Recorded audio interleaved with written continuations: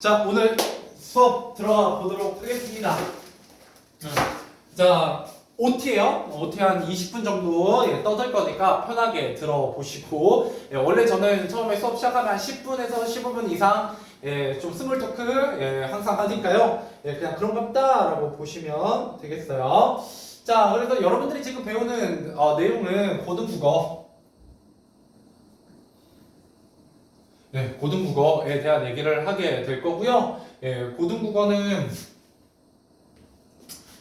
여러분들 뭐 출판사에 따라 조금씩 실려 있는 작품들이 다른데 여러분들 배우는 건 천재 정이었나 천재 박이었나 천재교육과예요. 그래서 천재 박용목 맞네요. 그래서 천재 박입니다. 천재 박용목이라고 되어 있는 거고.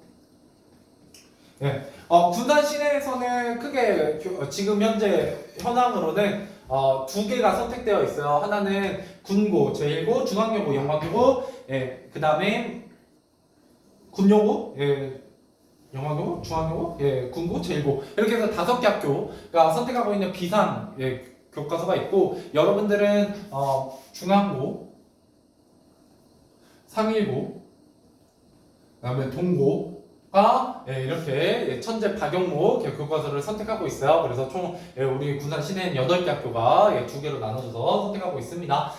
그런데 이제 중앙고 같은 경우는 항상 여기다 플러스 부교재가 선택되어 있고요. 작년 기준으로는 첫 오감도라는 교재를 선택해서 시험 문제를 내셨는데 올해는 이제 올림포스 전국 연합 기출 문제집을 선택하셨더라고요. 그래서 첫 작품으로 진달래꽃 배우셨다고 하니까 오늘 겸사 1회 1단원하고 진달래꽃하고 2개를 나가보도록 할 겁니다. 진달래꽃은 여러분 교과서에 실려 있거든요. 진달래 실려 있는데 아마 1단원이 아니라 저 뒤에 2학기 부분에 실려 있을 거예요. 근데 작년 기준으로도 1학기, 2학기 상관없이 그냥 섞어서 하시더라고요.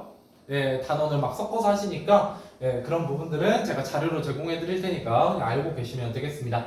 자, 그 다음에 제가 커리큘럼은 어떻게 나가느냐? 주 1회예요. 주 1회. 수업이 일단 기본이고요. 보통 1시간 30분 정도 진행이 됩니다. 순수하게 수업하는 시간이 1시간 30분이라고 보면 돼요. 그 앞뒤로 제가 떠들거나 뭐 쉬는 시간이 있거나 이렇게 되면 제가 2시간 정도 잡아놓습니다. 그 다음에 우리 수업은 일단은 9시 토요일 9시 수업으로 얘기할 거예요. 그래서 이걸 영상으로 보는 수아는 깜짝 놀랄 것 같긴 한데 일단은 도전해 보도록 하죠. 9시에 왜 그러냐? 저도 늦게 하면 좋아요. 좀 늦게 하면 저도 늦잠 자고 주말 난 내일도 나도 오전에 또 수업이 있거든. 나도 일요일 날도. 그래서 제가 주 7일 근무를 하고 있기 때문에 실질적으로 저도 쉬면 좋은데 시간이 안 나와요. 그래서 좀만 양해를 부탁드리고요. 저는 이제 9시 수업하면 11시에 끝나면 11시에 또 다음 수업이 있어요. 다음 수업이. 그래서 어쩔 수 없는 부분이 좀 있다. 그래서 보통 이때 시작을 하면 한 10시 한 40분 정도에 보통 마무리가 될 겁니다. 뭐 딴 얘기 하더라도 알겠죠? 이 정도다라고 생각하시고 그래서 병일이는 제가 만약에 뭐 이렇게 오늘같이 좀 춥긴 하지만 날씨가 좋으면 뭐 걸어가셔도 되고 부담이 안 되시면 제가 좀 데려다 드리는 그런 시스템을 해보도록 할게요. 그리고 수아 같은 경우는 영상으로 어차피 보실 테니까 9시에 일어나는 게 좀 힘드시면 제가 출근길에 수아를 픽업해서 올 수도 있어요. 아무튼 최대한 여러분들이 수업을 받는데 어려움이 없도록 그래도 배려할 수 있는 부분은 제가 배려해드리고 최대한 도와드릴 수 있는 도와드릴 테니까 그렇게 알고 계시면 되겠습니다.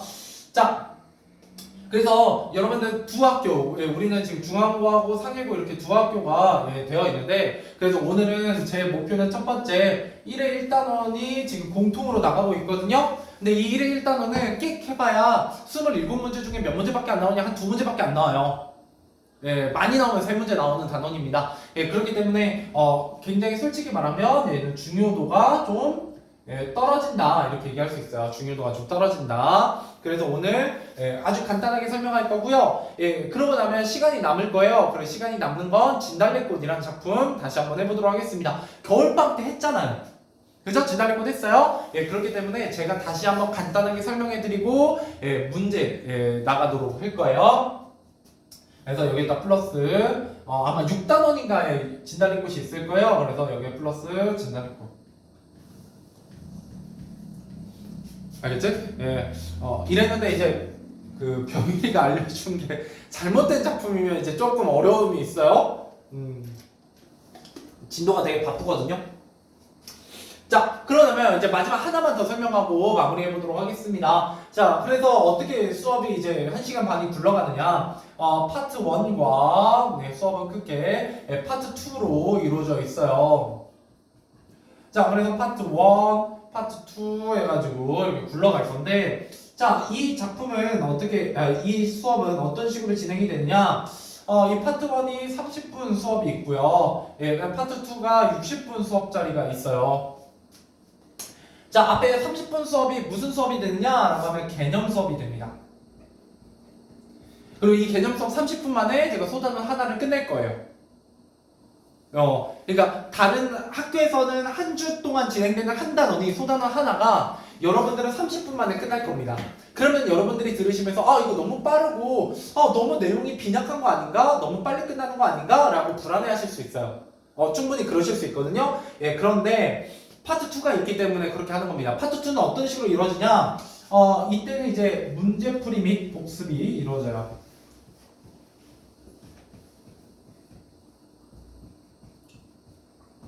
자, 그러면 이 문제풀이 및 복습 시간이 훨씬 더 중요합니다. 실질적으로. 여러분들에게 가르칠 때 개념은요, 한번 들으면 일주일 지나는 동안 여러분 다시 복습하지 않으실 거기 때문에 까먹어요. 그러면 개념 들었잖아요? 매주 숙제가 나갑니다. 매주. 네, 거기에 해당되는 숙제가. 그 숙제는 어떤 식으로 나가느냐? 지금 여러분들 교과서로 평가 문제집 받으셨잖아요. 예, 그죠? 내일은 뭘 받을 거냐면, 이제 이거 끝날 때쯤 뭘 받을 거냐면 자습서를 받으실 겁니다. 그러면 이 시간 안에 문제를 풀 수 있으면 평가 문제를 풀고, 자습서는 숙제로 나가요. 그러니까 이 개념 수업을 평가 문제집으로 진행을 하고, 영어 문제풀이 수업 때 자습서가 숙제로 나가요. 저는 제 성격상 여러분들이 문제풀이를 숙제를 안 해오신다고 해서 크게 뭐라고 하진 않습니다만, 안 풀어오면 제 수업에 굉장히 효율성이 떨어지게 될 거예요. 그거는 여러분 이제 수업 진행되면서 느끼실 거예요. 제가 좀 기다려 드리거든요. 왜냐면 여러분 아직 중학교에서 벗어나지 않았기 때문에 굉장히 어떻다? 습관이 하나도 안 잡혀 있어요. 그 문제를 풀어오는 습관이 잘 안 잡혀 있기 때문에 그거 습관이 잡힐 때까지 좀 기다려 드릴 거고, 이 습관이 안 잡히면 보통은 그만두더라고요. 힘들다고. 전 아무것도 시킨 게 없는데 기다려준 거밖에. 아무튼 그래서 일주일에 한 번밖에 수업이 안 되는데 이걸 굉장히 효율적으로 하려면 여러분 꼭 숙제를 해오셔야 된다라는 겁니다. 그러고 나면 진도가 진행되면서 여기에 플러스 알파로 유료 문제가 더해져요. 유료 문제가. 그래서 유료 문제 같은 경우는 뭐 크게 사이트를 제가 한 3개 정도 이용을 합니다. 그래서 그 1회 분당 거의 1,500원 정도 하거든요. 여러분들에게 나가요.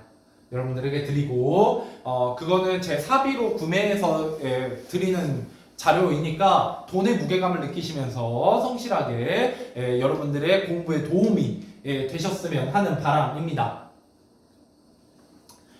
돈 아까워요. 그래서 솔직히 말하면 그래서 열심히 안 하는 분들은요, 딱 기본 문제만 줘요. 유료 문제 드리긴 하는데 딱 기본 문제까지만 드리고요. 딱 봐서 본인 욕심껏 더 풀고 열심히 하시고 자료를 더 필요로 하시는 분들은 무제한으로 계속 제공해 드립니다. 그래서 문제를 많이 푸는 애와 적게 푸는 애의 차이가 엄청 크게 벌어져요. 생각보다. 똑같은 수업 듣는데. 알겠죠? 그래서 여러분 성실하게 따라오시면 제가 일단 기본적으로 1차 목표는 항상 3등급입니다. 일단 1차 목표는 3등급이요. 여러분들이 열심히 안 하셔도 3등급까지 만드는 게 일단 제 목표입니다. 이때 열심히 안 한다는 얘기는 놀고 먹는다는 얘기가 아니라 그냥 성실하게 수업만 따라오면 3등급까지 만들어 드린다는 얘기예요. 그게 열심히 안 하는 거예요. 이거 다 하는 거. 숙제랑 알파까지 다 푸는 게 성실하게 안 하는 거. 자, 이게 250명 기준으로 몇 등까지가 3등급이요? 60등까지가 3등급이에요. 그러니까 그 국어라는 과목을 전교 250명 중에 60등 안에 드시면 3등급입니다. 생각보다 높죠? 등수가? 낮진 않아요, 절대. 그리고 생각보다 또 할 만도 해요. 성실하게 하시면. 예. 그 다음에 2차 목표는 이제 2등급이요. 250명 중에 27등, 28등 안에 들어야 됩니다. 보통 28등 안에 들어야 돼요. 갑자기 전교 30위권 안으로 들어가죠? 빡빡해져요, 이때부터. 근데 성실하게 1년 이상 따라오신 분들 중에 2등급 달성 못하는 데 거의 못 봤어요, 저는.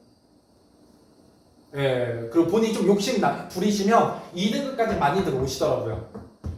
1등급은 본인의 역량입니다. 이제 그 선생님의 역량이 여기까지는 제 역량이 많이 들어간다고 생각하거든요. 한 2등급 만드는 것까지. 근데 1등급을 만드는 건 본인의 역량이에요. 진짜로. 솔직히 1등급 하는 애들은 그 어떤 선생님이나 어떤 공부 방법을 해도 1등급이 나올 가능성이 있는 애들이에요. 공부하는 방식이 좀 달라요.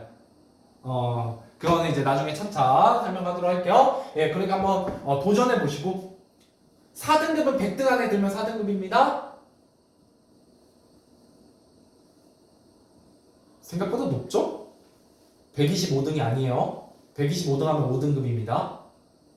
50%는 5등급 맞으면 갈 데가 없어요, 여러분. 일단은 내가 그래도 돈과 시간을 들여서 공부를 했다라고 하면 5등급은 나오면 안 돼요. 그러니까 내가 혼자 공부했어. 뭐 과학이나 사회 막 이런 걸 혼자 공부했는데 어려워. 그 과목을 내가 너무 어려워하면 뭐 5등급 나올 수 있어요. 5등급 평균이잖아. 근데 내가 나름대로 시간과 노력을 따로 빼갖고 했는데 5등급을 나오면 좀 더 열심히 하셔야 돼요. 제대로 안 한 거예요. 알겠죠? 이렇게 보시면 되겠어요. 여기까지가 이제 제가 드리고 싶은 말씀이고, 오늘 수업 시작해 보도록 하겠습니다. 본격적으로 제가 한 10분 넘게 떠들었으니까 여러분 첫 페이지 피시면 돼요. 그리고 저희 수업은 고등학교 때는 거의 태블릿 수업으로 진행이 됩니다. 그래서 여러분들 보는 화면이 조금 작을 수 있어요. 고려해 주시고요. 그 다음에 여러분 교과서가 조금 부족한 부분들이 있어요. 그래서 제가 교과서에 없는 내용들을 좀 할 거거든요. 그래서 혹시 교과서에 없는 내용을 하면 이게 다 기출이 됐던 개념들이라서 제가 하는 거니까 이건 교과서에 없는 건데 하고 지나가지 마시고 한번 잘 들어보시길 바랍니다. 특히 지금 오늘 배우는 이 1회 1단원도 그런 부분이 좀 있어요.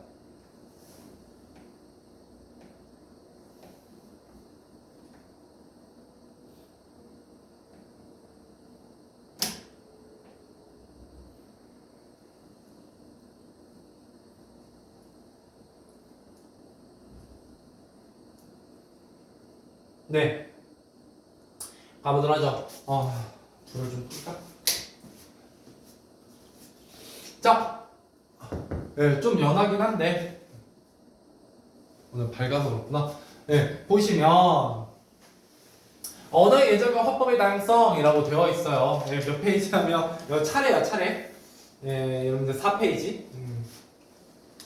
4페이지 보시면 언어 예절과 화법의 다양성이라고 되어 있는데 대화를 잘하려면 어떻게 해야 할까? 뭐 이런 것들이 나와 있습니다. 작년 기준으로 중앙고 같은 경우는 1회 2단원 시험이 안 나왔어요. 그리고 상해고도 안 나왔던 걸로 제가 기억하기 때문에 이거 건너뛸 겁니다, 일단. 그래서 오늘은 이거 하고요. 그 다음에 여기 보시면 얘가 상권이기 때문에 몇 단원까지밖에 안 나와 있냐면 5단원까지밖에 안 나와 있어요. 근데 진달래 꽃은 6단원에 있거든요. 그래서 6단원은 제가 따로 프린트로 드릴 겁니다. 여기까지 이해되셨죠? 자, 가보도록 할게요. 자, 언어의 예절과 화법의 다양성 이런 거 되어 있는데 여러분 실제로 시험에 나오는 내용은 뭐에 대한 얘기냐면 언어의 예절에 대한 얘기. 입니다. 자, 그래서 대화란 무엇인가부터 한번 시작해 보도록 할게요. 네, 소나무 포인트. 자, 대화의 개념과 원래 이 두 사람이 모여 말로써 서로의 생각과 느낌을 주고받는 의사소통 방법이라고 되어 있는데요. 대화의 개념은 여러분 고등학교 때 시험에 낼 만한 게 있다 없다? 없어요? 네. 그렇기 때문에 뭐가 중요하냐? 대화의 원리가 중요합니다. 대화의 원리. 예, 이게 시험 포인트예요. 시험 포인트. 자, 대화의 원리 얘는 크게 두 가지가 있습니다. 하나는 순서 교대의 원리고요. 하나는 공송성의 원리예요. 여기에다 플러스 뭐가 있냐? 협력의 원리가 있습니다. 네, 협력의 원리.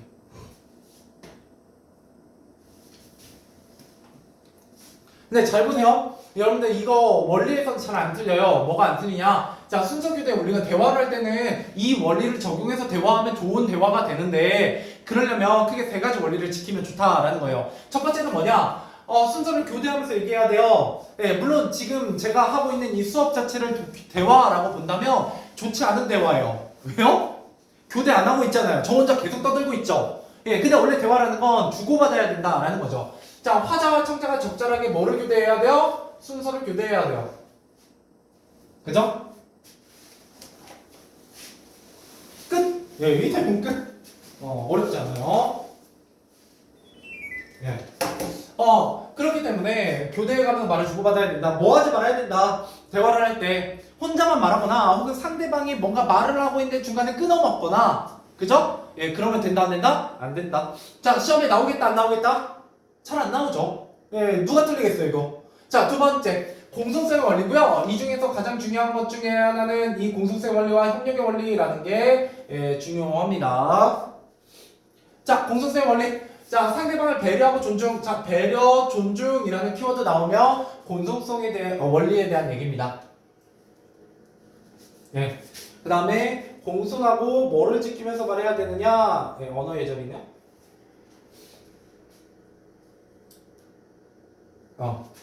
예, 뭐를 지켜야 된다? 언어 예절을. 예, 지켜야 돼요. 그 언어 예절이란 건 뭐냐? 여기에 나와 있죠. 그 다음에 두 번째 협력의 원리라는 게 있어요. 대화라는 건 둘이 대화를 나누면서 어떤 목적을 달성하기 위해 교감을 나눈다고요. 교류를 한다고요. 예, 그렇기 때문에 협력의 원리란 뭐냐? 예, 대화의 목적 달성을 위해 뭐 해야 된다? 예, 협력해야 된다. 자, 키워드는 두 개입니다. 하나는 목적을 위해서 협력해야 된다.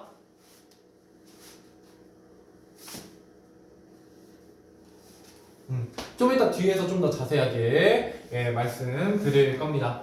자, 두 번째 언어예절입니다. 자, 언어예절이라는 건 지금 여기서 이제 오는 말이에요. 예, 우리가 대화를 할 때 상대를 배려하고 존중하면서 언어예절을 지켜야 되는데 언어예절이란 뭐냐라고 했을 때, 자, 첫 번째 상대방을 존중하고 배려하는 마음으로 언어로 표현하는 사회적 관습입니다. 예, 그래서 말하는 이와 듣는 이의 관계나 대화의 밑에 목적이라고 써있니? 상황. 예, 그죠? 대화 상황, 목적 이런 것들을 고려해야 됩니다. 예, 내가 왔다 갔다 하면 좀 그러니까 내가 그냥 그것만 얘기해 주세요. 자, 그래서 상황은 크게 두 가지가 있다라는 거죠. 사과, 부탁, 건의. 근데 안 틀려. 그냥 상식적으로 풀면 돼요. 자, 사과 볼게요. 뭐 해야 돼요? 내가 어떤 사람에게 사과를 해야 돼. 이렇게 사과하는 대화를 할 때 여러분 가장 해서는 안 되는 거. 그러니까 여러분 반성문을 쓴다고 할 때 가장 해서는 안 되는 것만 피하면 됩니다. 첫 번째, 내가 뭐를 잘못했는지 구체적으로 말해야죠. 근데 이거 사과하거나 반성문 쓸 때 뭐 하는 사람들 있어요?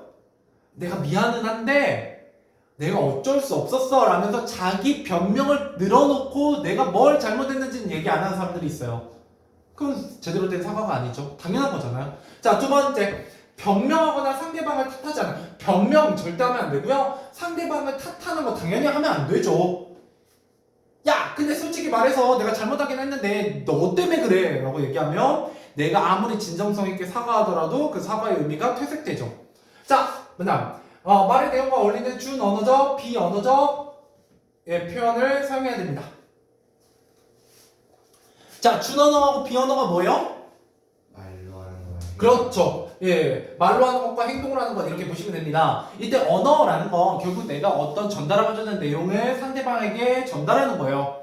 그래서 의미를 전달하는 과정인데 대화라는 거. 그 의미를 전달할 때 단순히 언어적인 요소뿐만 아니라 언어 외적인 요소들이 있다라는 거죠. 자, 첫 번째 준어설기다라는 건 언어는 아니에요. 말은 아닌데 이 말과 함께 실려 나오는 것들입니다. 예를 들면 강세, 어조, 뭐 억양 이런 것들이죠. 그죠? 자, 그래서 제가 말을 하다가 잠깐 이렇게 쉬게 되면 여러분 주목하게 되어 있다고요. 그죠? 그 다음에 제가 이제 그냥 평범하게 이렇게 얘기하다가 준언어적 요소가 중요하다라고 힘을 줘서 얘기하면 강세나 억양이 달라지기 때문에 여러분들이 좀 더 의미를 잘 전달받는다라는 거예요. 여기까지 이해되시죠? 자, 그다음 비언어적 요소라는 건 뭐예요? 어떤 몸짓이나 표정 같은 걸 의미하죠. 그래서 직접적으로 언어하고 관련이 없어요. 소리가 나는 건 아니지만 여러분들이 기본적으로 비싼 돈을 내고 대면 수업을 듣는 이유가 있다고요. 인강 들어도 돼요. 이제 여러분 고등학생이니까 인강도 꽤 많이 들으실 거거든요. 근데 인강은 어때요? 생각보다 집중이 잘 안 돼요. 내용 되게 좋거든? 생각보다 집중하기가 되게 힘들어요. 왜요? 지금 여기서는 제가 여러분들과 함께 호흡하면서 교류하잖아요. 물론 나 혼자 떠들고 있긴 하지만 아무튼 교류가 좀 있죠. 여러분들이 제 표정도 보고 제가 여러분 표정 보고 눈 마주치면서 그때그때 상황에 따라서 리액션이 계속 서로 번갈아서 일어나잖아요. 이런 것들이 여러분들이 수업을 듣는데 좀 더 효율적인 부분이 된다라는 거죠. 그래서 뭐가 제일 좋아요? 어떤 사람과 얘기할 때 문자로 하는 것보다는 통화로 하는 게 좋아요. 통화를 하면 뭐가 들리니까? 준언어적 요소가 들리거든요. 그죠? 근데 통화하는 것보다 뭐가 더 좋아요? 얼굴 보면서 얘기하는 게 제일 좋아요. 왜요? 표정과 이 몸짓에서도 의미가 풍겨 나오잖아요. 알겠죠? 그래서 우리가 어떤 대화를 할 때 이런 것도 굉장히 중요하다라는 겁니다.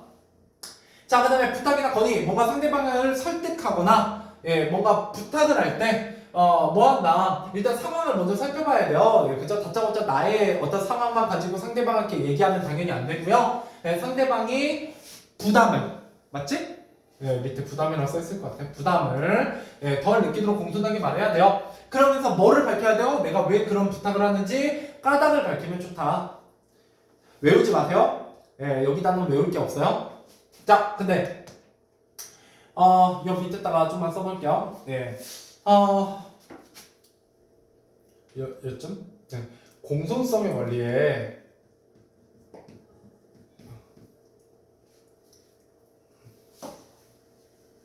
경률이라는 게 5가지가 들어가 있어요. 경률. 자, 대화의 경률이라는 게 있는데요. 여기 하위 항목안에 예쁘게 한번 써봅시다. 첫 번째는 어떤 상황이냐면 부탁하는 상황이에요. 부탁하는 상황. 내가 누군가에게 부탁을 할 거예요. 자, 그러면 크게 2가지가 있습니다. 하나 부탁을 하는 사람이 있고요. 이런 부탁을 뭐 할 수도 있어요? 받을 수도 있어요. 혹시 이런 얘기 학교에서 하는지 잘 들으세요? 이거 교과서에 잘 없는데 나오거든요. 자, 부탁할 때는 나 부탁할 때 어떻게 해야 돼요? 공손하게? 그래서 여기서 뭐라고 하냐? 요령의 경률이라고 해요.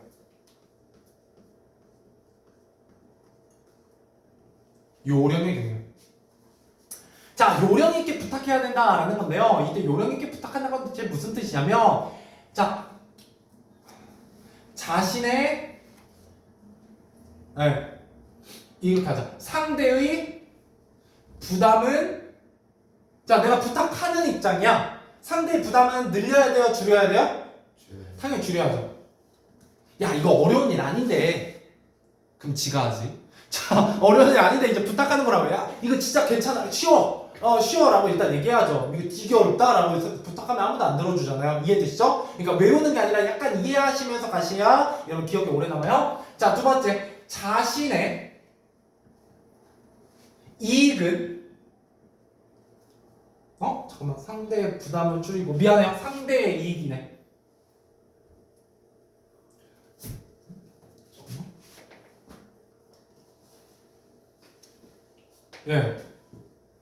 상대의 부담을 줄이고 상대의 이익은 어떻게 해야 돼요? 예, 올려야 돼요. 야, 이거 들어주면 내가 뭐 해줄게. 뭐 반이 이렇게 하잖아요. 부탁할 때. 왜? 야, 너한테 부담은 별로 안 되는데 너한테 이득이 있다? 이렇게 얘기하는 거예요. 자, 그러면 두 번째 뭐가 있냐? 관용의 경율이 있어요. 네, 이거 똑같은 말 이제 생략할게요. 관용. 자, 관용이란 말에서도 알 수 있듯이 뭐 해주는 거예요? 상대방이 부탁하면 잘 받아주는 걸 얘기합니다. 여기선 받아주는 거예요. 자, 그럼 받아줄 때는 자기 자신의 부담은 어떻게 해야 돼요? 늘려서 말해요. 내가 진짜 바쁜데 말이야. 그래도 네가 부탁을 하니까 내가 들어줄게 라고 얘기하는 거죠. 여기까지 이해되세요? 그러면서 내가 이익은 많이 돼요? 적게 돼요? 적게 된다고 얘기하는 거예요. 야, 내가 그거 진짜 들어주면 이익이 하나도 안 되고 부담만 많은데 들어줄게 라고 생색내면서 얘기하는 거죠. 여기까지 이해되세요? 이게 바로 첫 번째 공손성의 원리예요. 부탁하는 사람은 상대 부담을 줄이고 이익이 많이 있는 것처럼 얘기해야 되고, 반대로 부담을 들어주는 사람은 자신의 부담을 늘리고 이익을 줄여서 얘기하죠. 여기까지 이해되시죠? 자, 두 번째 상황은 칭찬이에요. 자, 내가 칭찬을 받는 경우가 있습니다. 칭찬을 하거나.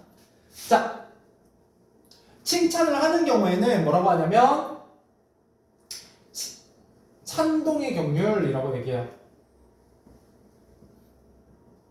찬동의 경륜. 자, 칭찬을 듣는 사람은 뭐라고 했어요? 들을 땐 어떻게 해야 돼? 맞죠. 좀 잘났죠? 라고 얘기하면 우리나라 문화에 맞아요, 안 맞아요? 안 맞잖아요. 그러니까 어떻게 말해요? 겸양의 경륜이라고 얘기합니다.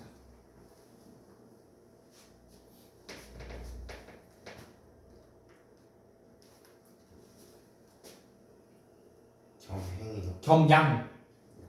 네. 겸양입니다. 자, 그러면 이거 어떻게 해야 돼요? 찬동을 할 때는 어때요? 상대방의 칭찬은 어떻게 해요? 늘려야죠. 야, 훌륭해. 막 이렇게 늘리고. 네, 뭐는 줄여야 되겠어요? 상대에 대한 비난은 줄여야 돼요. 가끔 칭찬을 그지같이 하는 경우가 있어요. 어떤 경우에는 실컷 칭찬해. 야, 너는 진짜 이런 점도 좋고 참 그런 점도 좋은데 이건 좀 별로야. 그것만 좀 고치면 참 좋을 텐데. 이건 칭찬이에요?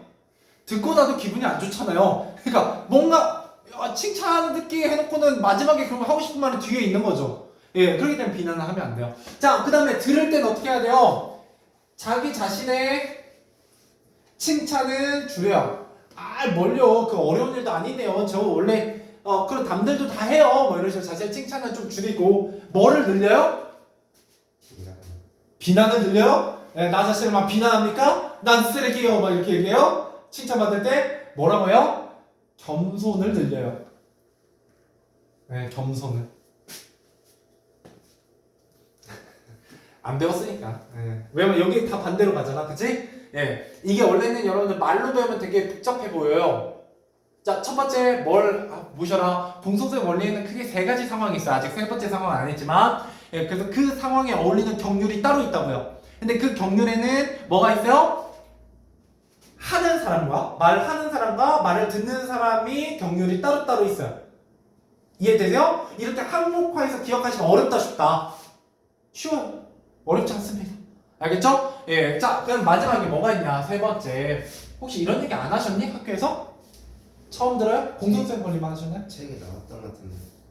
맞아요. 이건 나와요. 공손의 원리는 나오긴 나오는데 잘 이렇게 별로 그 주요 내용으로 잘 안 나오고 뭐 사과하는 방법 막 라디오 담화로 나오거든. 예. 근데 읽으면 별로 공부할 게 없어요. 그거는 시험에 나올 만한 건 이겁니다. 자, 세 번째 뭐냐?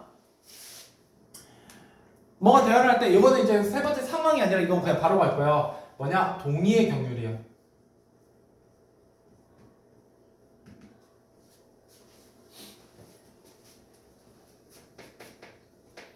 자, 여러분 대화를 할 때는 주로 뭐 하는 게 제일 중요하면 리액션. 맞장구 쳐주는 게 제일 좋죠. 맞장구를 칠 때 가장 좋은 거는 아 맞아 진짜 그러네 네 말이 맞아 라고 얘기하는 게 제일 좋아요. 그죠? 그러면 이제 우리가 동의경유를 하는데 동의경유를 할 때는 뭐를 높여야 되냐? 상대방과의 줄일까 처음에? 상대방과의 차이점은 줄이고요. 상대방 의견과의 차이점은 줄이고 뭐는 늘려야 돼요? 예, 일치점은 늘려야 돼요. 공통점은 늘려야 됩니다.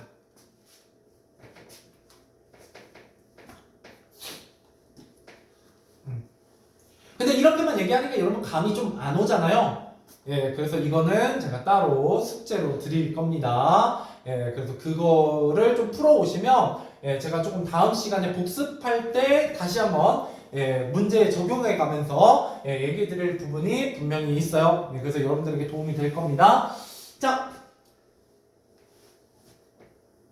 그 다음 네, 넘어가 보도록 할게요. 그 다음에 협력의 원리도 남아있거든요. 협력의 원리는 이것까지 하고 예, 얘기해 보도록 할게요.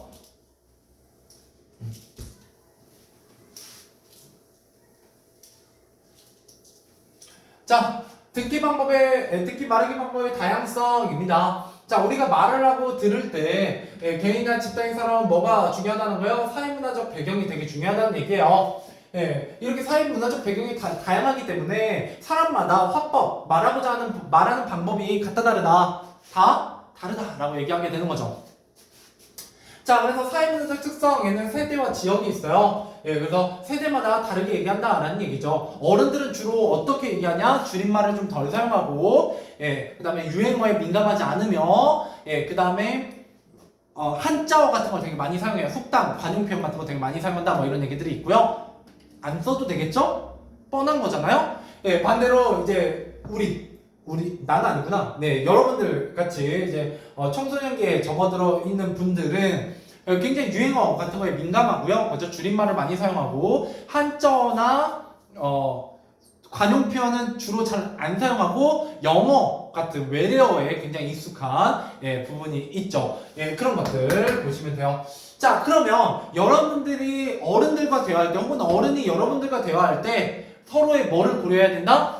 예, 다른 세대에 속한 상대방이 이해할 수 있도록 뭐 하면서 말하자. 굉장히 배려하면서 말하자. 뭐 이렇게 얘기하게 돼요. 그래서 여기에서 문제가 뭐가 나오냐면 이런 거예요. 지문에 보기에 대화가 하나 나와요. 그리고 그 대화가 잘 이루어지지 않는 이유로 알맞은 걸 골라라 라는 게 나오게 되죠. 그러니까 세대가 달라서 말이 안 통할 수도 있고요. 뭐가 달라서 안 통할 수도 있어요? 지역이 달라서 안 통할 수도 있어요. 이때 지역은 뭐예요? 방언이죠. 지역 방언. 사투리. 그죠? 예, 사투리 같은 거 인정하고 존중하자. 예. 근데 주로 공적인 대화를 할 때는 뭐를 쓰는 게 원칙이에요? 표준어를 쓰는 게 원칙이고요. 사적인 대화에서는 뭐를 많이 사용하기도 해요? 사투리를 많이 사용하기도 하죠. 예, 그랬을 때 사투리의 효과가 뭐예요? 사적인 대화에서 사투리를 사용했을 때 효과. 친밀감. 그렇죠. 친밀감, 유대감. 너 나랑 같은 동양이구나. 라는 거에서 오는 공동체 의식 같은 게 있기 때문에 그런 부분이 사투리를 썼을 때, 사적인 대화에서 사투리를 썼을 때 효과가 됩니다. 역시 어려운 게 하나도 없죠. 우리 중학교 때 다 배웠던 내용들이요.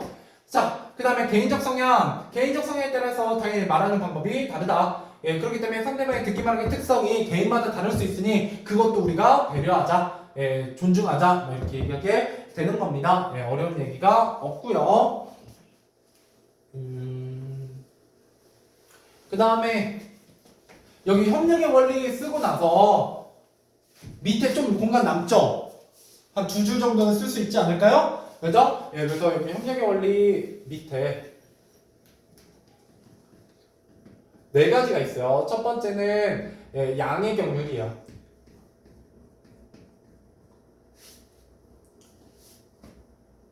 자, 요번 설명 옆으로 안 쓰고 그냥 밑으로 쓸게요. 4가지가 있거든요. 4가지. 자, 양의 경륜 딱 말로만 들어도 대화할 때 뭐를 하면 안 된다. 내가 예를 들어 뭐 이런 걸 물어봤어요. 야, 너네 이번에 고등학교 1학년 애들은 부교재로 뭘 선택했니? 라고 물어봤어요. 그러면은 국어는 올림포스 선택했어요 라고 얘기하면 되죠.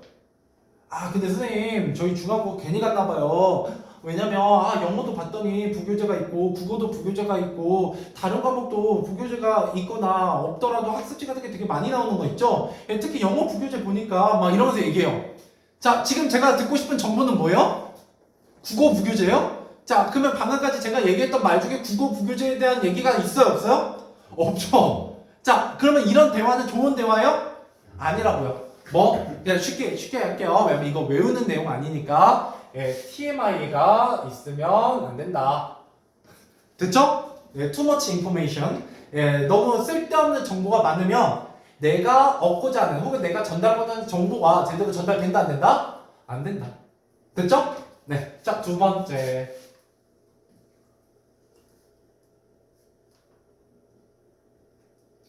질의 경률. 예요, 질의 경률. 잠깐만, 자료 하나 좀만 할게.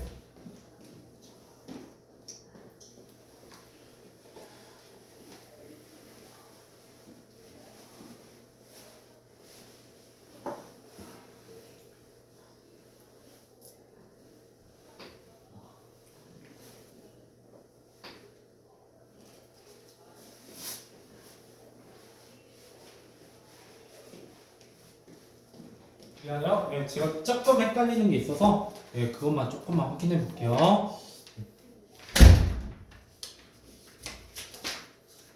네.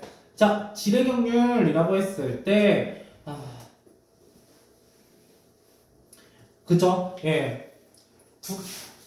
그 말의 퀄리티가 높아야 돼요. 퀄리티가 높다라는 건 뭐냐면, 크게 두 가지를 보고 얘기를 해요. 하나는 정보를 전달할 때는 진실성을 가져야 돼요. 그죠? 거짓말을 하면 안 되잖아요. 그럼 믿을 수가 없죠. 두 번째, 내가 어떤 주장을 할 때는 뭐가 있어야 돼요? 타당성이 있어야 돼요. 이게 질의 경률이야. 됐죠? 타당성이 있고 진실성이 있는 말은 굉장히 믿을만 하죠. 질이 높아요. 그 다음에 세 번째. 양의 경률, 질의 경률. 세 번째는 관련성의 경률. 이제 의 경률은 안 쓸게. 관련성의 경률이고요. 양의 경률이랑 좀 비슷한 부분이 있어요. 자, 관련성의 경률 할 때는 내가 말하고 있는 내용이 뭐와 관련이 있어야 돼요? 지금 말하고 있는 주제, 그죠? 화제와의 관련성이에요. 지금 이때 화자는 대화할 때 화자예요. 대화의 주제라는 뜻입니다. 원래 화제라는 건. 그래서 실제로 화제가 된다라고 얘기하는 건, 그죠? 사람들 입에 오르내리는 주제다라는 뜻이에요. 그래서 두 가지 의미가 있습니다. 여기서는 대화의 주제라는 의미가 되겠고요. 마지막 네 번째, 태도의 경률입니다. 태도의 경률.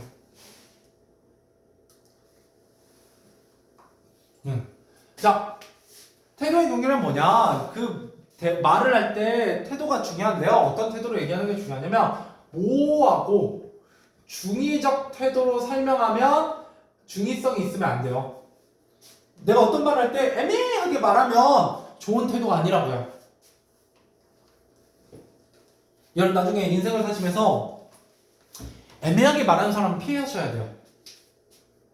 애매하게 말하는 걸 나중에 어떻게 확인할 수 있냐면, 분명히 내가 처음에 대화를 할 때는 A라는 의도로 얘기한 느낌이 들었거든?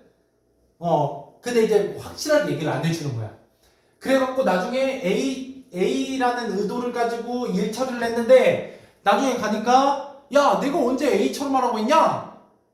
난 그렇게 얘기한 적이 없어! 라고 B라고 했지. 라고 얘기하는 경우가 가끔 있어요. 그런 경우에는, 분명히 그때 대화 맥락상 누가 봐도 A로 해석하는 게 맞았거든? 근데 어떻게 얘기했다는 거예요? 애매하게 얘기해놓는 거야. 그런 사람들 조심하셔야 돼요. 왜냐면은 굉장히 자기 위주로 해석하고, 자칫 잘못하면 굉장히 피곤해지거든요. 그래서 이렇게 얘기하면 안 되고, 그러면 어떻게 얘기해야 되냐? 굉장히 간략하고 분명하게.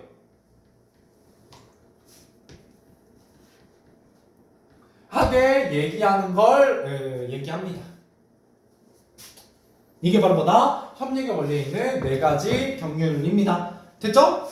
예, 이렇게 보시면 되겠어요.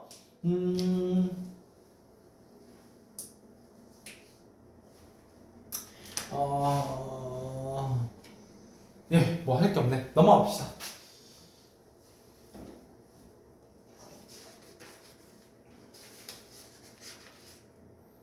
여거 본문 읽었니? 학교에서? 저희만은 읽었어요. 아, 읽었어요? 좀 나갔어요? 예. 그러면은 짧게만 볼게요. 네, 짧게만. 별로 할 게 없어, 이 단어는. 예, 그래서 조금만 읽고요. 조금만 읽고 진달래꽃 오늘 들어가 보도록 할게요. 예. 좀 빨리 읽을 거니까 잘 따라가 보세요. 예, 대화를 잘하면 어떻게 해야 할까? 예, 요거는 특이하게도 뭐 어떤 특징을 가지고 있냐면 라디오 담화의 특징을 가지고 있습니다. 예, 이거는 이제 라디오 담화예요.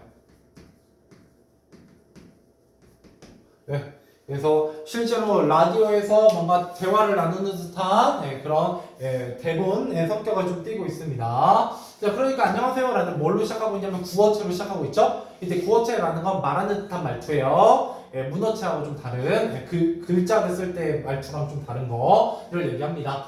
자, 청취자 여러분, 오늘 주제는 대화를 잘하려면 어떻게 해야 할까?입니다. 이 주제와 관련된 여러분이 보낸 사연을 살펴보고 이야기를 해보려고 합니다. 대화란 이제 정의가 나와있죠? 두 사람 이상이 모여서 말로써 서로의 생각과 느낌을 주고받는 의사소통 방법입니다. 이때 중요한 건 두 사람 이상이 모여야 돼요. 듣는 이와 말하는 이가 존재해야 된다고요. 자, 그러면 독백. 말하는 이만 있고 듣는 이가 없는 건 대화라고 해요? 안 해요? 안 해요. 두 사람 이상이 안 모여있으니까요. 이해되시죠? 이런 게 잠깐 포인트가 될 수 있습니다. 두 사람 이상이 모여있어야 된다 라는 거고. 자, 하지만 모든 대화가 상대각대로 잘 이루어지는 건 아니다. 자, 여러분 대화하면서 어려움을 느낀 경험이 있나요? 그저 질문 같은 걸 통해서 이야기를 진행하고 있어요. 대화하거나 마음의 상처를 받거나 반대로 상대방의 상처를 준 적은 없나요? 다음은 대화를 어떻게 해야 할지 고민하는 학생들이 보내온 사연입니다. 함께 살펴볼 대화를 잘하는 방법을 알아보자.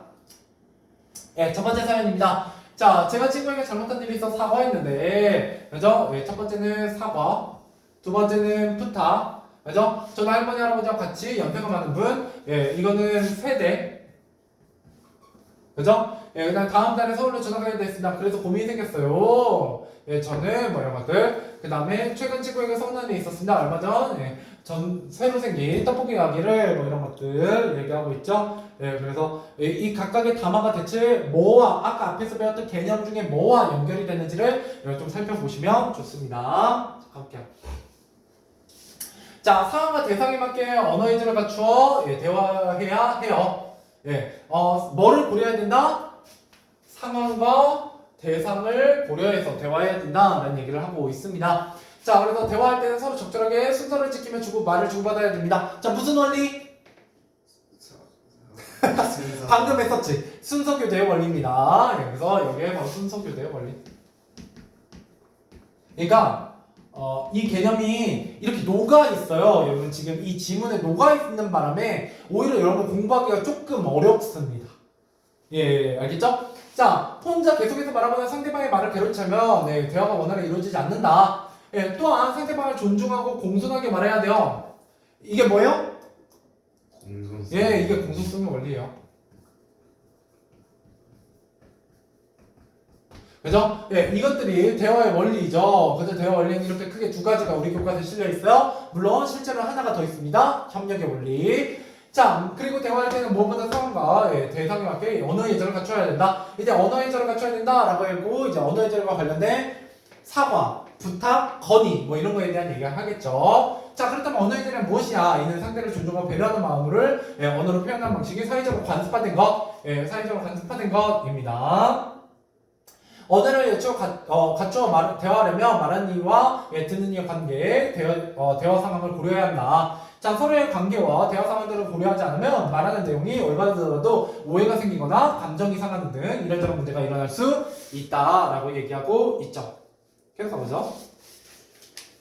자, 그러면 이제 사연을 한번 살펴보도록 하겠습니다. 자, 사과와 관련하여 재영이의 사연을 들어보자. 자, 제가 친구에게 잘못한 일이 있어서 사과했는데 오히려 화를 내더라.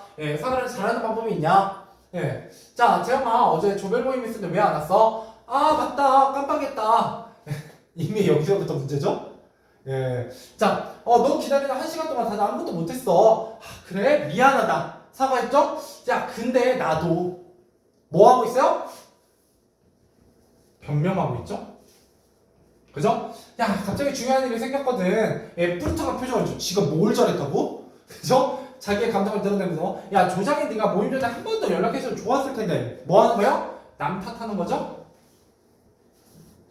예. 어쨌든 미안. 어때요? 진정성이 없죠? 이때 어쨌든 미안이라는 건 뭐예요? 이제 더 이상 이걸로 문제 삼지 마라.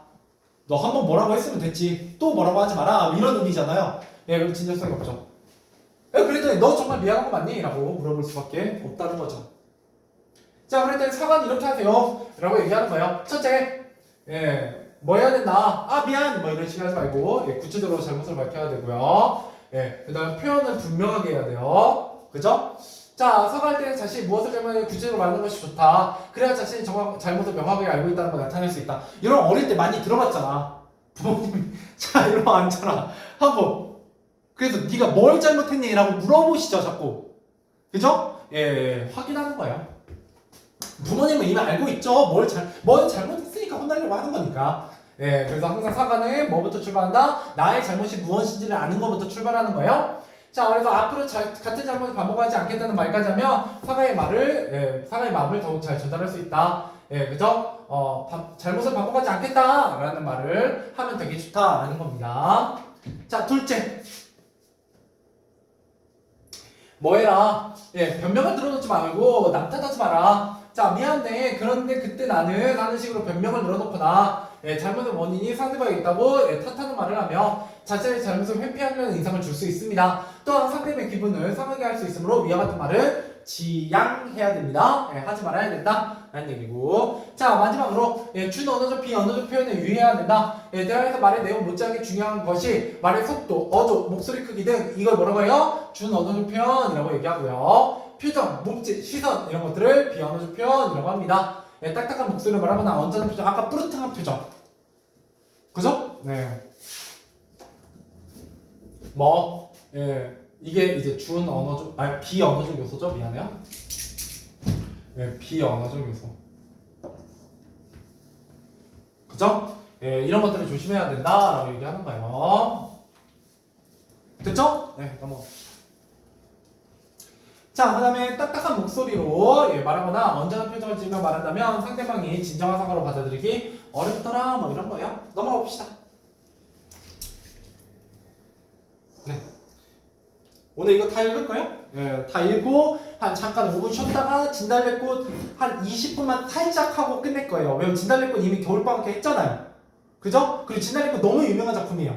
그래서 여러분 내용은 다 알고 있다는 전제 하에 간단하게 할 겁니다. 간단하게. 근데 진달래꽃 정말 중요해요. 거의 고등학교 1학년 모든 문학 작품에 다 실려 있거든요. 자, 청취자 여러분, 재영이가 어떻게 사과하면 좋았을까요? 소희야, 어제 조별 모임에 참석하지 못해서 미안해. 이게 구체적인 거죠?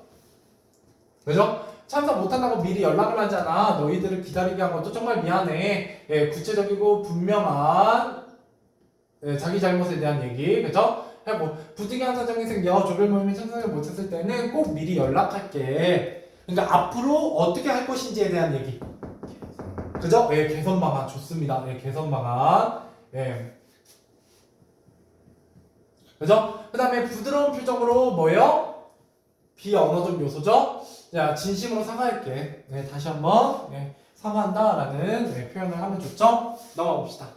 자, 부탁과 관련된 명찬이의 사연. 자, 이번에 뭐에 대한 얘기다? 사과 다음에 이제 부탁에 대한 얘기입니다. 자, 부탁할 때도 방법이 있냐? 제가 부탁하면 상대방이 기분 나빠하는 것 같다. 저는 이렇게 했어요. 연우야, 오늘 나 대신 교실 청소 좀 해서. 굉장히 어떻게 말하고 있다? 밑도 끝도 없이 갑자기 와서 왜 얘기하죠? 나 오늘 옆반 애들이랑 축구 시합을 하기로 했는데 그죠? 이미 선약이 있어 라고 거절의 의사를 약간 표현하고 있어. 왜? 너 무슨 일 있어? 만약 무슨 일 있으면 해주려고 하는 거죠? 그냥 좀 바빠서 그래. 째째하게 아직 거절 안 했어요? 그죠? 근데 벌써 째째하게 굴지 좀 말고 해줘. 그러면 명찬이 대체 어떤 놈이에요? 지는 뭔데 얘가 째째한 놈이 돼버렸죠? 예, 그러면 안 들어주죠. 야, 넌 부탁한 애가 뭐가 그러냐? 예, 어떻게 했어요? 째째하게 굴지 말아라. 부담을 늘렸죠. 상대방의 부담. 상대방이 이걸 거절하면 째째한 놈이 됐잖아요. 이익은 있어요, 없어요? 없죠. 그 얘가 들어줄 일이 없죠. 예, 그죠? 부탁을. 자, 가볼게요. 자, 부탁 이렇게 하세요. 자, 일단 첫 번째 뭐를 살펴야 되냐? 상대방의 상황을 파악해야 됩니다. 예, 부탁은 상대방이 요청하는 말이므로 상대방의 그 청을 들어줄 수 있는 상황인지를 먼저 살펴야 돼요. 예, 상대방의 처지를 고려하지 않고 자신의 요구만 앞세워 말한다면 상대방의 기분을 상하게 하죠. 두 번째, 부담을 덜 느끼도록 하도록 공손하게 말해야 된다. 이게 바로 뭐예요? 부담을 덜 느끼게 말하는 요령의 경륜이죠. 그죠? 예, 다시 한번 뭐는 줄이고 상대방의 부담은 줄이고 뭐는 늘려요? 예, 이걸 함으로써 가질 수 있는 이익은 늘려줘야 돼요. 자, 그런데 상대의 부담을 덜 느끼도록 공손한 표현을 사용하는 것이 좋다. 예, 괜찮다면 뭐뭐 할 수 있겠어? 등과 같은 표현이나 조금 잠깐만 등과 같은 표현을 사용하면 상대방이 부담을 덜 느낄 수 있다. 자, 맞아. 세 번째, 부탁하는 뭐를 얘기해야 돼요? 까닭을 얘기해야죠. 그냥 막 이러면 들어줄 수 없다고요. 그래서 부탁하는 까닭이나 까닭을 설명하지 않은 채 무턱대고 부탁하면 상대방은 부탁하는 상황을 이해하기 어렵다. 때에 따라서는 상대방에 무례하다는 느낌을 주기도 한다. 본문에서만 할 게 없어요. 그러니까 아까 알려드렸던 경률들이 자꾸 시험에 나오는 거예요. 그래야 여러분 그나마 같은 내용도 틀릴 수 있는 여지가 생기죠. 알겠죠? 그래서 아마 학교에서 이런 얘기 하실 수 있어요. 자, 그러면 어떻게 말하면 좋겠냐? 연우야, 혹시 수업 끝나고 시간 좀 있니? 그죠? 오늘 멀리 사신 친척분들이 집에 오는 상황 날이라 일찍 가봐야 되는데, 자, 시간 좀 있니? 라고 뭘 파악하고 있어요? 상대방의 상황을 파악하는 거죠. 처지를 좀 파악하고요. 그러나서 오늘 멀리 사는 친척분들 오시라 일찍 가봐야 되는데 라고 뭐 하고 있어요? 자신의 까닭을 설명해주고 있어요. 그렇죠? 하필 내가 오늘 청소 당번이거든. 혹시 네가 괜찮다면 나중에 뭐 해줄 수 있겠니? 뭐 이런 것들. 뭘 해주는 거야? 이게 부담을 줄이는 표현이에요. 그래서 혹시 뭐뭐 해줄 수 있겠니? 이런 건 이제 공손한 표현이고, 그죠? 전체로 이제 공손한 표현을 통해서 부담을 줄이고 있다. 됐죠? 야, 자, 이렇게 부탁할 때 언어의 점을 살펴봤다. 그런데 살다 보면 누군가에게 어떤 것을 건의할 때가 있다. 학생들 주로 학교에서 선생님께 건의하는 일이 많다. 건의원은 부탁과 마찬가지로 부담을 줄 수 있으므로 건의할 때도 상대방의 상황을 살피고 공손하게 말해서 부담을 줄여야 된다. 또한 공적인 상황에서 건의할 때는 그저 공적인 상황이니까 높임 표현을 사용해야 된다. 이런 부분만 조심하면 되겠다. 뭐 이런 얘기예요. 자, 그러면서 다시 정리가 되어 있는데 뭐 다시 할 필요 없죠? 정리? 어려운 거 없으니까 넘어갈게요. 근데 문제는 되게 많아요. 날개 부분에 성실하게 풀어오세요. 알겠죠? 성실하게 풀어오시면 좋겠습니다. 자, 이제 마지막 쯤이에요. 마지막 쯤. 내용 되게 기네. 가볼게요. 자, 여기까지가 이제 뭐였냐? 대어의 원리예요. 자, 그러고 나면 이제 뭐에 대한 얘기하냐? 언어의 절에 대한 얘기까지 했으니까 듣기 말하기에 대한 부분 넘어가 보도록 할게요. 자, 말하기 방법의 다양성, 듣기 말하기 방법의 다양성. 첫 번째는 지역이겠죠? 자, 그래서 여기는 지역, 그죠? 그 다음에 요거는 세대, 그죠? 또 사람들 저마다의 자신만의 독특한 말하기 습관, 이거 개인적 성향, 이런 것들을 고려해야 된다라는 거예요. 대화할 때는. 그래서 개인이나 집단의 사람, 사회 문화적 환경과 관련되어 있다. 그죠? 자, 그 다음 사연 한번 볼게요. 별로 본문 내용은 필요 없는 건 넘어갈게요. 자, 그래서 듣기만 하기 방법과 관련된 사연을 들어보자. 첫 번째 이거 나왔어요. 저는 할머니나 할아버지와 같이 연세가 많으신 분과 대화할 때 소통이 잘 안 된다. 어제도 급히 집을 나가는 길에 옆집 할아버지와 마주쳤는데 어디 갔냐고 물으셔서 친구 생파이 간다고 말했다. 친구가 생파를 가져다 달래? 이상한 놈이구만. 라고 하셔서 어리둥절했다. 어떻게 대화가 잘 이루어질 수 있을까요? 이거는 뭐에 대한 얘기? 세대에 대한 얘기죠. 네, 넘어갑시다. 뭐 이런 거 여러분 틀리실 일은 없어요. 자, 다음 달에 아버지께서 서울로 전문을 가실 바람에 서울로 전학을 가게 되었습니다. 예, 그래서 고민이 생겼어요. 저는 고향 사투리가 편한데, 예, 전학을 하면 서울 말만 써야 되는 것은 아닌지 걱정이에요. 지금까지 쓰던 사투리 그대로 쓰면 안 되나요? 예, 이건 이제 지역에 대한 고민이죠. 당연히 존중해줘야 돼요. 자, 맞아요. 세 번째. 최근에 친구에게 서운한 일이 생겼습니다. 얼마 전 새로 생긴 떡볶이 가게를 지나가면서 친구에게 배고프지 않아? 예, 여기 떡볶이 엄청 맛있대. 라고 했어요. 친구는 그렇구나. 하고 말더군요. 저는 같이 떡볶이 먹자는 뜻으로 말을 꺼낸 건데. 자, 개인적 성향 중에 너무 어떻게 말하고 있어요? 완곡한 표현을 하고 있어요. 돌려 말하고 있다고요. 한국에서도 이렇게 말하는 사람 되게 많아요. 물론 일본이 진짜 심하고 일본이.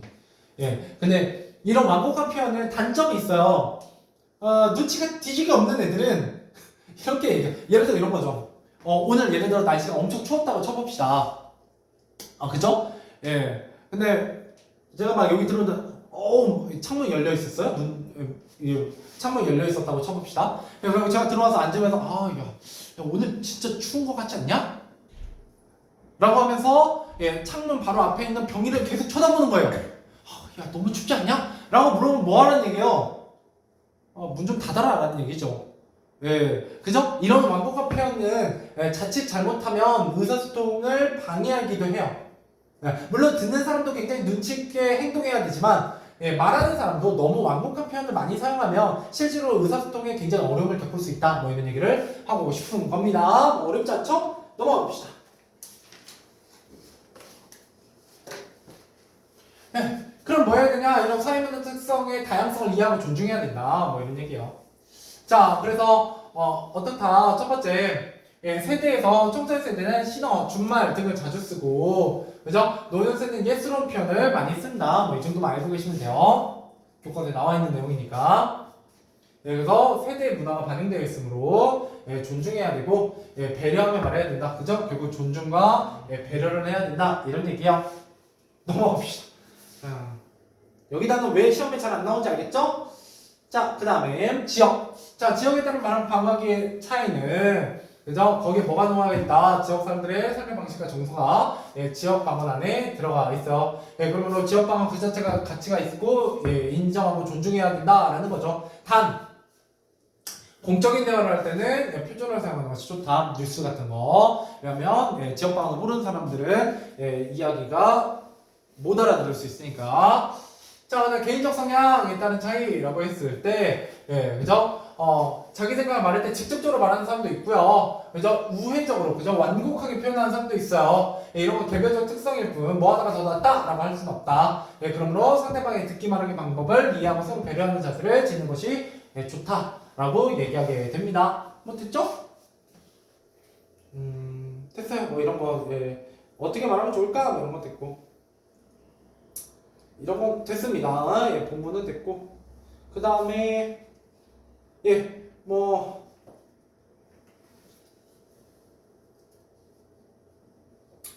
한번 가봅시다. 여기도. 목표스. 뭐, 여기서 딱히 뭐가 없고. 자, 재밌어요. 이 상황도. 자, 다다음 페이지 정도가 되겠네요. 그래서 몇 페이지냐면, 13페이지입니다. 13페이지. 자, 13페이지. 넘어가 보세요. 끝났어. 본문 13페이지로 가보세요. 목표 학습. 거기 다 맞아. 여기 다음에 14페이지. 미안해요. 한 페이지가 차이 나는구나. 됐구나. 자, 다음 대화를 읽고 상황의 대상에 맞는 언어 이전을 알아보자. 찾으셨나요? 네. 자, 다음날 일요일 아침 강유는 연극 동아리 동기 모임에 입고 나갈 옷을 빌리려고 언니 시진의 방으로 들어간다. 자, 강유. 자, 옷에 걸린 외투를 덥석 집으며 언니 오늘 이 옷 빌려줘. 나한테 잘 어울릴 것 같아. 뭐하고 있는 상황이에요? 부탁하고 있죠. 됐죠? 당하면 그 옷 내가 무척 아끼는 옷이라 좀 그런데 실망하면 그렇구나. 오늘 내가 입고 가면 좋을 텐데 얼마 전에 산 내 바지하고 잘 어울리고. 자, 근데 넌 왜 항상 빌려달라고 하는 사람이 이런 식이야? 참, 그런 분이 저번에 옷 빌려가서 엉망으로 해놓고 사과도 안 했잖아. 자, 이제 그러면 무슨 상황이 이어지겠어요? 사과하는 상황이 이어지겠죠? 물론 사과 똑바로 안 할 것 같아요. 딱 봐도. 자, 그랬었나? 그죠? 구체적이지 않아요? 억지로 웃음을 지으며 예, 그건 미안. 이제 듣지? 그럼 이거 빌려줄 거지? 기분이 상하여. 예, 뭐라고? 그게 무슨 말이야? 예, 네 말을 들으니 빌려줄 마음이 싹 사라졌어. 네, 두 번째. 그러면 방금은 부탁과 사과에 대한 얘기가 나와 있었고요. 맞죠? 예, 그러면 여러분들이 떠올리셔야 되는 거, 예, 사과할 때 지켜야 될 것들을 안 지키고 있죠? 자신의 예, 구체적이고 예, 그 까닭 같은 거 설명하거나 예, 뭐 이런 것들 얘기하고 있지 않다. 그 다음에 비언어적 요소 같은 것도 제대로 사용하고 있지 않다. 뭐 이런 것들을 보시면 되겠고 예, 부탁할 때는 상대방의 부담을 줄이는 공손한 표현 같은 게 빠져있다. 뭐 이런 것들 예, 보시면 되겠어요. 예, 남은 자, 주원이가 대표로 활동하는 연극 동아리는 달마다 연극을 단체로 관람합니다. 이번에 관람한 연극을 정하려고 할 때 주원이 손을 번쩍 들고 선생님께 말해요. 주원, 선생님 이제부터는 관람한 연극을 선생님께서 알아서 정해주세요. 저희 너무 힘들어요. 왜 힘들지? 서로 취존이 잘 안 되거든요. 취존이 뭐예요? 취향 존중. 그죠? 줄임말 사용하고 있어요. 예, 세대 얘기네요. 자, 네가 고른 거 노잼. 예, 재미가 없을 것 같다느니 예, 취향이 안쓰면 요새 안 쓰죠. 안구에 습기 찬다. 그러니까 별로다. 라는 뜻이에요. 여기서 부정적인 의미입니다. 예, 취향이 진짜 눈물 나도록 안 좋다. 예, 라는 그런 말이 와봐서 기분도 안 좋고요. 어리둥절하면 응? 그게 무슨 말이니? 뭐 이런 것들. 자, 그랬을 때 잘 이루어지지 않을 까다. 그죠? 예, 자신의 요구만 앞세워서 부탁하고 있고요. 그죠? 까닭도 설명하고 있지 않고요. 공손한 표현도 쓰지 않았어요. 사과할 때는 적절하지 않은 비언어적 표현을 쓰고 있죠. 자, 이런 것들이 이제 시험 문제에 나올 수 있는 겁니다. 4가지 정도의 문제점이 있잖아요. 그죠? 자, 두 번째, 남은 주어는 선생님께 건의하는 상황이에요. 예, 건의하는데, 그죠? 예, 상황도 살피지 않았고요. 까닭도 얘기하지 않았고요. 그죠? 그 다음에 세대에 대한 고려도 없었죠. 그죠? 그래서 대화가 잘 이루어지고 있지 않다. 대충 어떤 느낌인지 알겠죠? 어떤 지문을 주고 거기에 문제점을 찾는 문제가 나올 가능성이 좀 높습니다. 잘 안 틀려요. 이거 거저주는 문제입니다. 그 다음에 됐어요? 고치는 것. 예, 이러고 나면 문제가 되게 많아요. 예, 그래서 17페이지까지는 원래는 숙제거든요. 예, 근데 쉬었다가 하죠. 쉬었다가 진단의 코스로 넘어가 보도록 하겠습니다.